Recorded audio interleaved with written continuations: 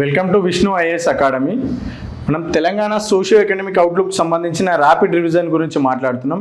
ఈరోజు తెలంగాణ పబ్లిక్ ఫైనాన్స్కి సంబంధించిన exam point of వ్యూలో ఏమేమి వస్తాయో వాటి గురించే మాట్లాడుకుందాం. ఓన్లీ ర్యాపిడ్ రివిజన్ కాబట్టి ఫాస్ట్గా వెళ్ళిపోతాము. తెలంగాణ రెవెన్యూ కూర్పు, తెలంగాణకి రెవెన్యూ కూర్పు అంటే రెవెన్యూ రాబడులు వేటి నుంచి వస్తున్నాయో ఒకసారి చూస్తే tax revenue, non tax revenue, share of central taxes, grant in aid. Tax అంటే రాష్ట్ర పన్నులు, రాష్ట్ర సొంత పన్నులు, వీటిని రాష్ట్ర సొంత పన్నులు అని కూడా అంటారు. ట్యాక్స్ రెవెన్యూలో ఏమేమి ఉంటాయి? సేల్స్ ట్యాక్స్ ఉంటుంది, రాష్ట్ర జిఎస్టీ ఉంటుంది, స్టాంపు డ్యూటీ, ఇవన్నీ కలిపి ట్యాక్స్ రెవెన్యూలో భాగంగా. నాన్ ట్యాక్స్ రెవెన్యూ అంటే పన్నేతర రాబడులు.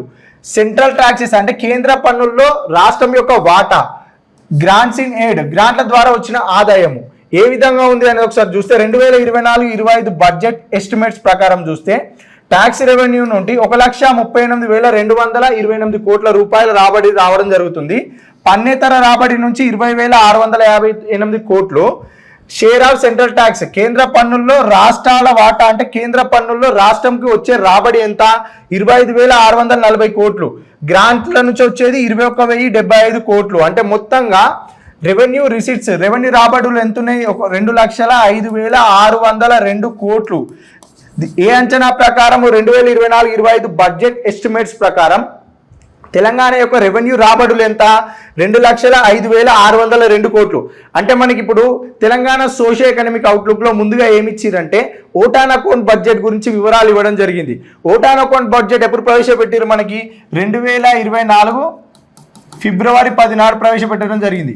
సెంట్రల్ది అయితేనేమో ఫిబ్రవరి 1కి, స్టేట్ది అయితేనేమో ఫిబ్రవరి 10 నాడు రాష్ట్ర అసెంబ్లీలో ఓటాన్ అకౌంట్ బడ్జెట్ ప్రవేశపెట్టడం జరిగింది. ఎందుకు అని అంటే ఇప్పుడు ఓటాన్ అకౌంట్ బడ్జెట్ అనేది కొన్ని సందర్భాలలో మాత్రమే ప్రవేశపెట్టడం జరుగుతుంది.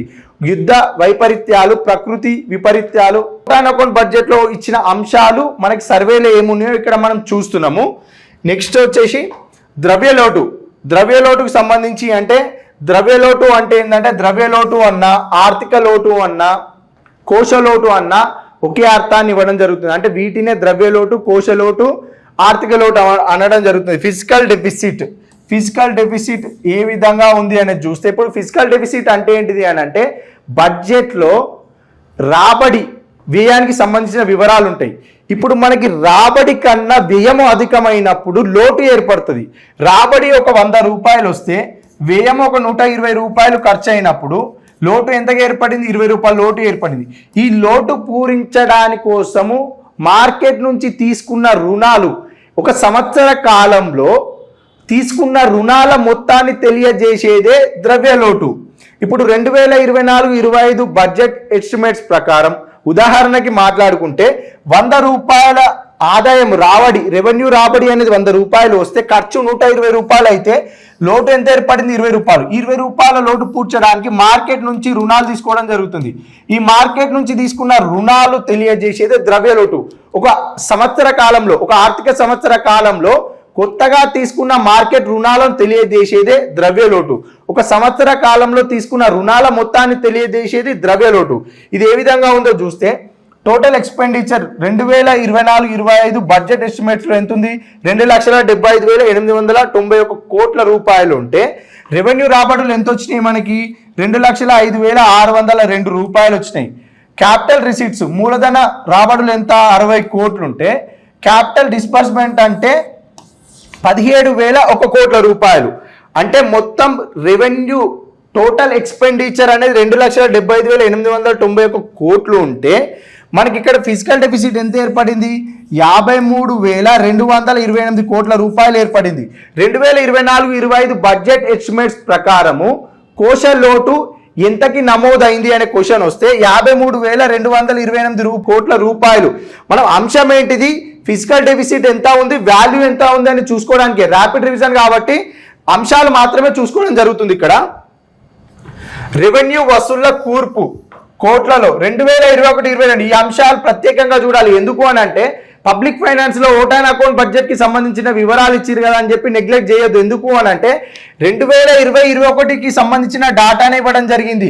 ఓటాన్ అకౌంట్ బడ్జెట్ ఇవ్వకపోని కానీ ఇక్కడ మాత్రం 2021-22కి సంబంధించిన అంశాలు ఉన్నాయి. మొత్తం పబ్లిక్ ఫైనాన్స్ లో సంబంధించిన అంశాలు మొత్తం 2020-21 నుండి 2021-22కి సంబంధించిన సంవత్సరాల కంపారిజన్ పైనే ఉన్నాయి. కాబట్టి రెవెన్యూ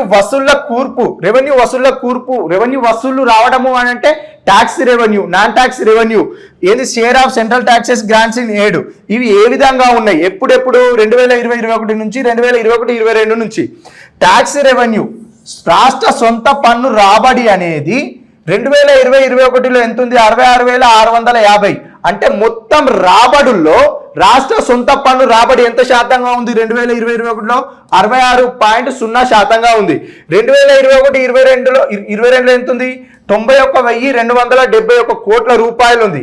అంటే 2021-22లో వచ్చిన రాష్ట్ర సొంత పన్ను రాబడి అనేది 2020-21 కంటే ఎక్కువగా రావడం జరిగింది. అంటే పెరిగింది. రాష్ట్ర సొంత పన్ను రాబడి అనేది పెరగడం జరిగింది. ఎంతకి పెరిగింది?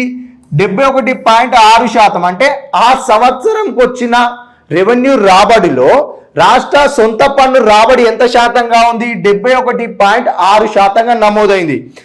2020-21కి ఎంత ఉంది? 66,650 కోట్లు. 2021-22కి ఎంత ఉంది? 91,271 కోట్లు. నాన్ ట్యాక్స్ రెవెన్యూ పన్నేతర రాబడి అనేది 2020-21 నుంచి 2021-22తో కంపేర్ చేస్తే పెరిగింది. ఎంతకి పెరిగింది? ముందేమో 6.8% ఉంటే 6.9%. అంటే 6.8% అంటే ఆ సంవత్సరం యొక్క పన్నుల రాబడిలో పన్నుల శాతము ఏది పన్నేతర ద్వారా వచ్చిన రాబడిని ఆ రాష్ట్రం యొక్క రెవెన్యూ రాబడిలో శాతంగా తెలిపితే వచ్చిన ఆదాయం యొక్క శాతము 6.8. 2021-22 చూస్తే 8,857 కోట్ల రూపాయలు ఆ రాష్ట్రానికి వచ్చిన మొత్తం రాబడిలో పన్నేతర ఆదాయం యొక్క శాతం ఎంత? 6.9%. అంటే పెరుగుదల నమోదైంది. ఇక్కడ షేర్ ఆఫ్ సెంట్రల్ ట్యాక్సెస్ కేంద్ర పన్నుల్లో రాష్ట్రానికి వచ్చే వాటా 12,632 కోట్ల నుంచి 18,721 కోట్లకు నమోదైంది. అంటే ఇక్కడ కూడా పెరుగుదల నమోదైంది. ఇక్కడ గ్రాంట్లు ఏ విధంగా ఉన్నాయి? 15,471 కోట్లు, 8,619 కోట్లు. అంటే 2020-21లో 15,471 కోట్లు ఉన్న గ్రాంట్లు 21-22కి వచ్చేసరికి తగ్గుదల నమోదైంది. అంటే ఇక్కడ పెరుగుదల, ఇక్కడ తగ్గుదల. గ్రాంట్ల విషయానికి వచ్చేసరికి తగ్గుదల నమోదైంది. మిగతా అన్ని విషయాల్లో పెరుగుదల నమోదైంది. పర్సంటేజ్ పర్టికులర్ గా అడగకపోవచ్చు కానీ పెరుగుదల తగ్గుదల పైన క్వశ్చన్ పడే అవకాశం ఎక్కువగా ఉంటుంది. కాబట్టి గ్రాంట్ల విషయంలో చూసుకుంటే మాత్రం తగ్గుదల నమోదు. ఇది ఎంత ఉంది? ఆ సంవత్సరం 2020-21 సంవత్సరానికి వచ్చిన మొత్తం రాబడిలో గ్రాంట్ల యొక్క శాతం ఎంత? 27.9% ఉంది. ఎప్పుడు? 2020-21లో. 2021-22 చూసుకుంటే 21.4% ఉంది. అంటే గ్రాంట్లు తగ్గుదల నమోదైంది. అంటే పన్నుల ద్వారా వచ్చిన ఆదాయం పెరిగింది, పన్నేతర ద్వారా వచ్చిన ఆదాయం పెరిగింది. కేంద్ర పన్నుల్లో రాష్ట్రం యొక్క వాటా అంటే కేంద్ర పన్నుల ద్వారా రాష్ట్రానికి వచ్చిన వాటా కూడా పెరిగింది. కానీ గ్రాంట్లు మాత్రం తగ్గుదల నమోదు చేసినాయి. ఇందులో ఈ అంశాలు ఇది కనిపించేసరికి సర్వేలో డైరెక్ట్ ఫోకస్ చేయాల్సిన అంశాలు పెరుగుదల, ఇది ఒకటి తగ్గుదల. ఈ అంశాలు చూసుకోవాలి. నెక్స్ట్ 2020-21 మొత్తం 2020-21 సంబంధించిన సంవత్సరాలను మాత్రమే కంపేర్ చేసి అడగడం జరిగింది. Public finance, Telangana public finance కి సంబంధించి స్టార్టింగ్ పేజీలో ఓటాన్ అకౌంట్ బడ్జెట్ ఉంది, తర్వాత మళ్ళీ పూర్తి బడ్జెట్ వచ్చింది కదా అని చెప్పి నెగ్లెక్ట్ చేయడం కరెక్ట్ కాదు. 2020-21 సంబంధించిన అంశాలు ఇవ్వడం జరిగింది. దాంట్లో కంపల్సరీ ఫోకస్ చేయాలి. 2021-22 సంబంధించినవి 2020-21లో ఏ విధంగా ఉన్నాయి? ఇప్పుడు HGST, sales tax, state excise, stamps and registration fees, motor vehicles tax, ఇవన్నీ కలిపితే ఏంటిదంటే రాష్ట్ర సొంత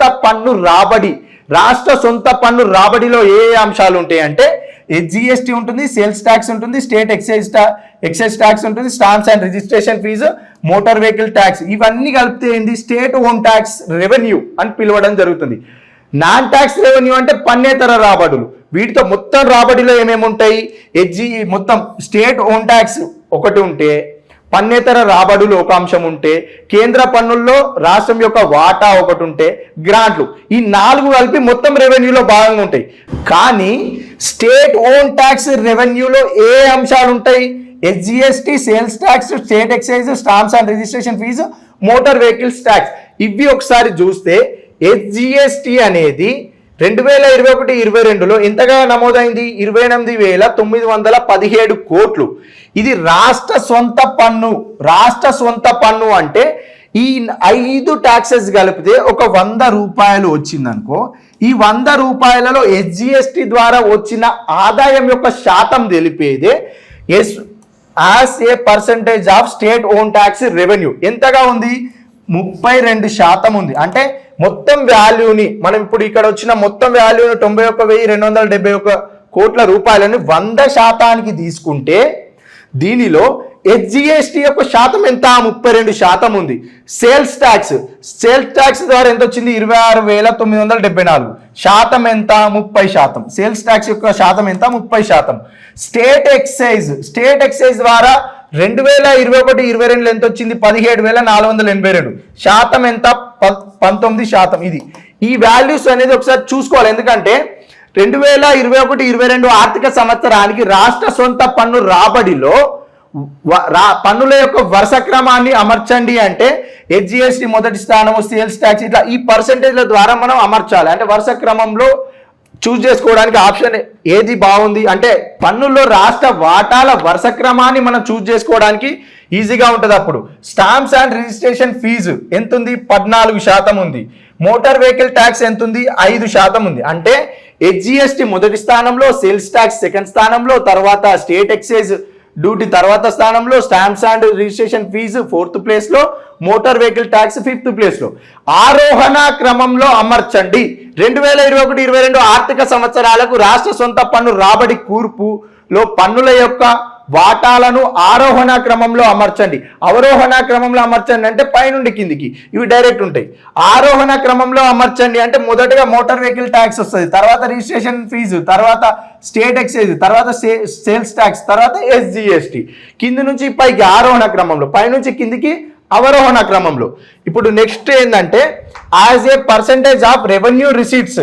ఇప్పుడు ఇది ఎంతసేపు? ఇప్పుడు ఎస్జిఎస్టి అనేది మొత్తం రాష్ట్ర సొంత పన్ను రాబడిలో 32% ఉంది అనుకుంటున్నాం. ఓన్లీ రాష్ట్ర సొంత పన్నులో శాతం అది. కానీ రాష్ట్రానికి వచ్చిన మొత్తం ఆదాయంలో ఎస్జిఎస్టి యొక్క శాతం ఎంత అని క్వశ్చన్ అడిగితే 23%. సేల్స్ ట్యాక్స్ యొక్క శాతం ఎంత? 21%. స్టేట్ ఎక్సైజ్ ట్యాక్స్ యొక్క శాతం ఎంత? 14%.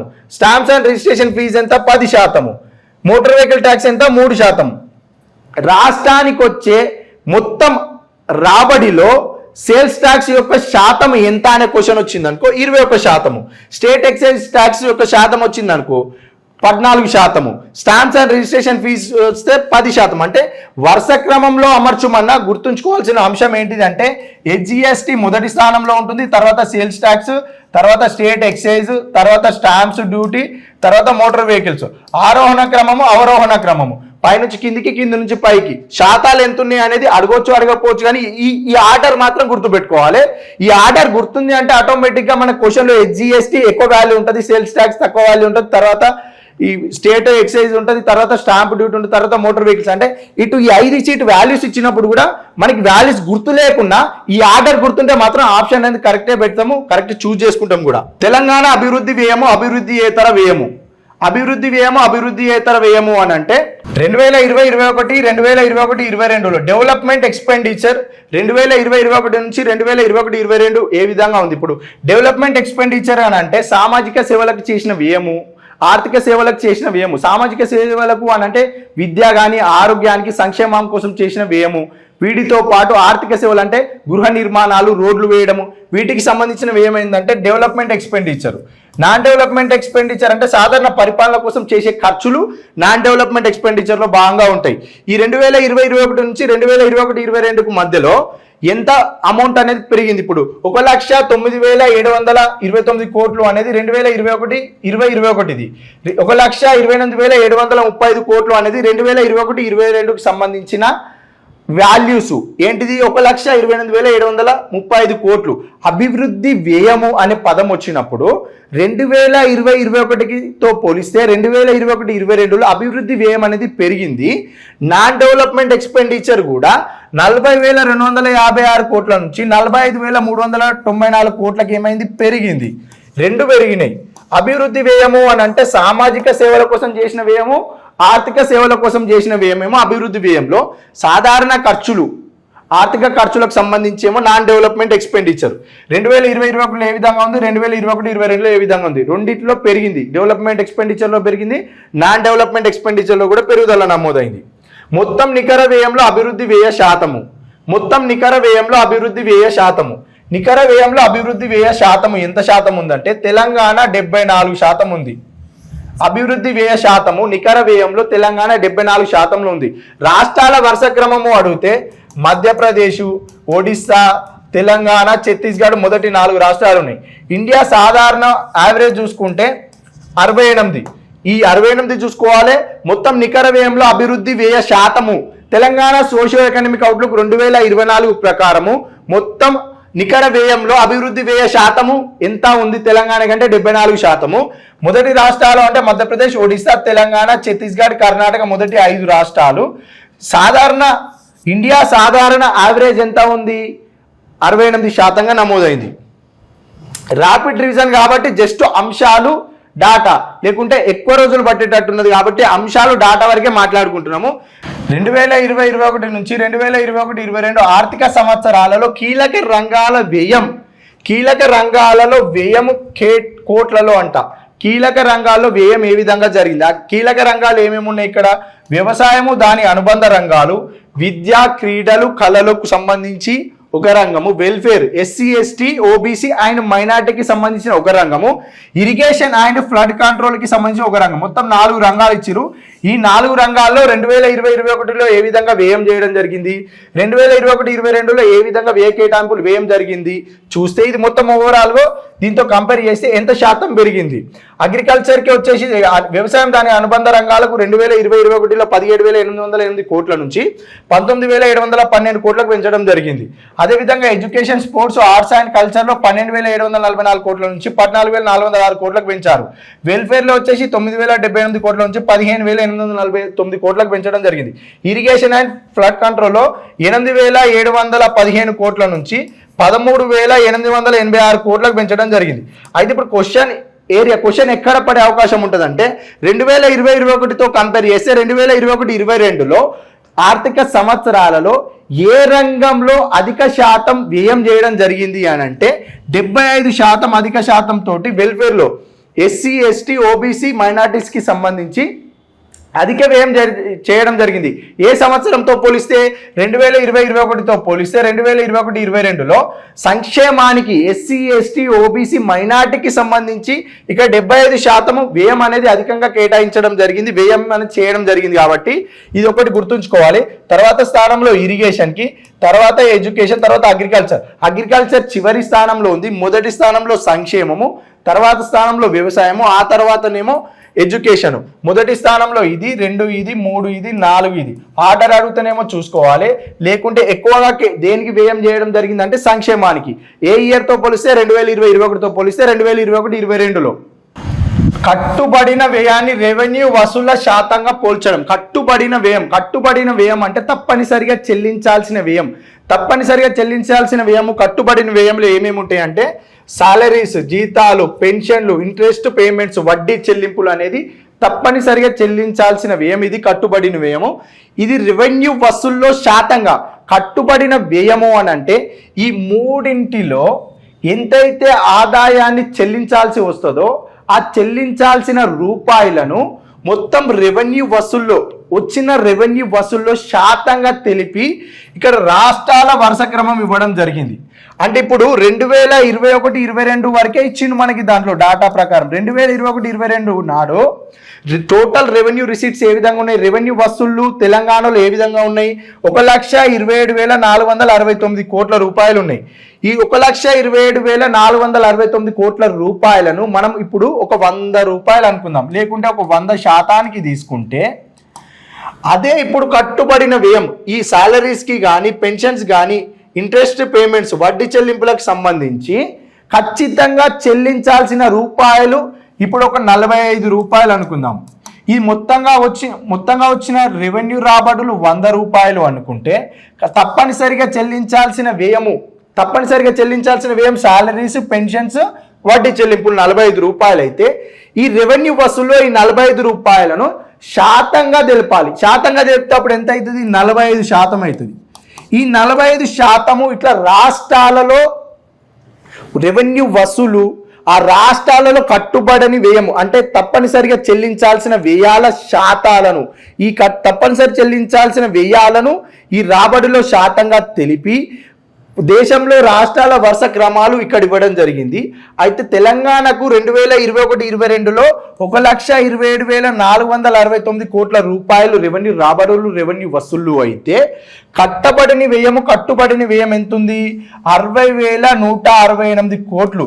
తప్పనిసరిగా చెల్లించాల్సిన వ్యయము 60,168 కోట్లు ఉంటే ఈ మొత్తంలో శాతంగా తెలిపితే ఇది 47%.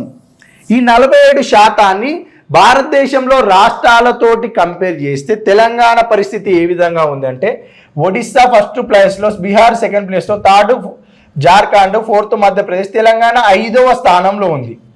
ఇండియా యొక్క యావరేజ్ ఎంత ఉంది? 56. ఇది చూసుకోవాలి.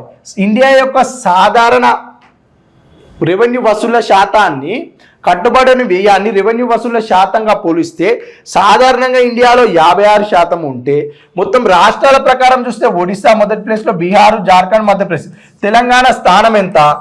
వరుసగా 4-5 రాష్ట్రాలు. సాధారణంగా ఇండియా యావరేజ్ ఎంత ఉంది? 56%.